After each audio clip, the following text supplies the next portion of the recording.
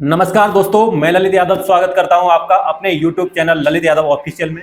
तो दोस्तों, भारत देश का लोकतंत्र तब मजबूत होता है जब उसकी नींव यानी कि युवा और छात्र मजबूत होते हैं। आज मैं बात करने आया हूं उन लाखों छात्र छात्राओं की जो देश के उज्जवल भविष्य की उम्मीद में दिन रात पढ़ाई करते हैं। मामला 21 मई 2026 को हुई लेखपाल भर्ती परीक्षा की उन खबरों और वीडियो से जुड़ा है जो सोशल मीडिया पर सामने आए, जब दोपहर 12 बजे परीक्षा खत्म हो जाने के बाद कुछ ऐसी चीजें दिखी जिसने छात्रों के मन में संदेह पैदा किया। लोकतांत्रिक देश में हर नागरिक को यह अधिकार है कि अगर उसे किसी प्रक्रिया में पारदर्शिता की कमी लगे तो वह प्रशासन से निष्पक्ष जांच की मांग करे। छात्रों ने अपनी बात रखने के लिए डिजिटल माध्यमों और कैंडल मार्च का सहारा लिया, जो पूरी तरह से शांतिपूर्ण था। इस शांतिपूर्ण मांग के बीच 12 जून को लखनऊ के इको गार्डन में एक धरने का आह्वान किया गया था, लेकिन 11 जून की दोपहर से लेकर 12 जून की दोपहर तक जो घटनाक्रम हुआ उसने हर किसी को हैरान कर दिया। मैं आपके सामने वो पूरी टाइमलाइन रखना चाहता हूं जो ग्राउंड से सामने आई है। 11 जून को दिन में एग्जामपुर के विवेक सर तेजस एक्सप्रेस से लखनऊ के लिए निकलते हैं, लेकिन शाम को करीब 6:30 बजे उन्हें बीच रास्ते में ही पुलिस टूंडला जंक्शन पर द्वारा डिटेन कर लिया जाता है। उन्हें पूरी रात कस्टडी में रखने के बाद सुबह करीब 3 बजे लखनऊ पुलिस को हैंडओवर किया जाता है, जिसके बाद उन्हें लखनऊ लाया गया। इसके बाद करीब दोपहर 12 बजे उन्हें रिलीज किया गया, जिसके बाद अनुमति लेकर विवेक सर धरना स्थल इको गार्डन पहुंचे। वहीं दूसरी तरफ छात्रों की आवाज उठाने वाले रवि सर और इंजीनियर मारूफ सर को प्रशासन द्वारा उनके घर पर नजरबंद कर दिया गया और उन्हें इको गार्डन आने की अनुमति नहीं दी गई। मेरा प्रशासन और कानून व्यवस्था से एक बेहद विनम्र और संवैधानिक सवाल है, क्या देश के नागरिकों और शिक्षकों को अपनी बात शांतिपूर्ण तरीके से रखने की आज़ादी नहीं है? कानून के दायरे में रहकर अपनी मांगों को उठाना हर भारतीय का अधिकार है। जब गुरु और छात्र दोनों ही शांति की अपील कर रहे हों तो शिक्षकों को डिटेन करना या उन्हें हाउस अरेस्ट करके आंदोलन स्थल पर आने से रोकना क्या हमारी लोकतांत्रिक व्यवस्था के सिद्धांतों के अनुकूल है? यह सवाल आज हर उस छात्र के मन में है जो देश के संविधान पर भरोसा रखता है।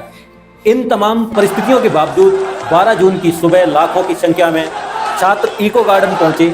दोपहर को विवेक सर के वहां पहुंचने के बाद आंदोलन आगे बढ़ा। लाखों युवाओं की मांग बेहद स्पष्ट और न्याय संगत थी। भर्तियों में पूर्ण पारदर्शिता हो, यूपीएससी का स्कोर कार्ड जारी किया जाए, लेखपाल परीक्षा में हुई अनियमितताओं की निष्पक्ष जांच हो। यहाँ हमें समझाने की जरूरत है कि परीक्षाओं में पारदर्शिता का यह संकट सिर्फ किसी एक राज्य या एक परीक्षा तक सीमित नहीं रह गया है। आज राष्ट्रीय स्तर पर नीट परीक्षा को लेकर जिस तरह के सवाल और विवाद खड़े हुए हैं, उसने पूरे देश के छात्रों को झकझोर कर रख दिया है। एक तरफ देश के सबसे बड़े मेडिकल एंट्रेंस नीट की शुचिता पर सवालिया निशान लगा है, तो दूसरी तरफ राज्य स्तर पर लेखपाल और यूपीएससी जैसी परीक्षाओं को लेकर युवा सड़कों पर उतरने को मजबूर हैं।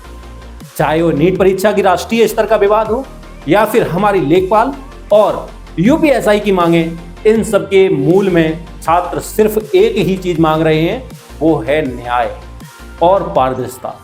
चाहे केंद्र सरकार की नेशनल टेस्टिंग एजेंसी हो या राज्य के भर्ती बोर्ड, युवाओं के मन में परीक्षाओं की विश्वसनीयता को लेकर जो गहरी चिंता और डर पैदा हो गया है, उसे दूर करना अब शासन की सबसे बड़ी जिम्मेवारी है। यह आंदोलन पूरी तरह से गैर राजनीतिक था।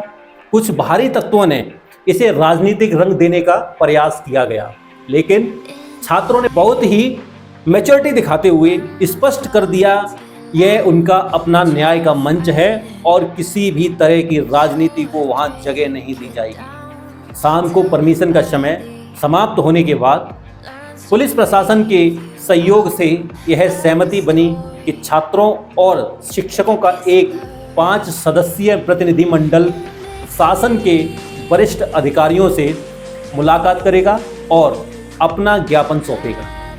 एक गरीब परिवार का बच्चा जब विपरीत परिस्थितियों में तैयारी करता है, चाहे वह डॉक्टर बनने का सपना देख रहा हो या लेखपाल और दरोगा बनने का, तो उसकी उम्मीदें सिर्फ नौकरी से नहीं बल्कि पूरे सिस्टम की ईमानदारी से जुड़ी होती हैं।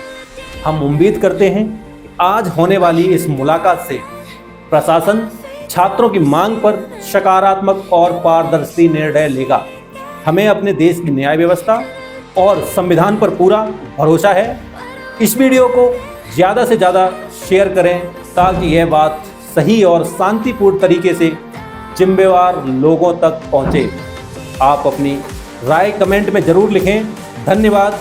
जय हिंद, जय भारत, वंदे मातरम।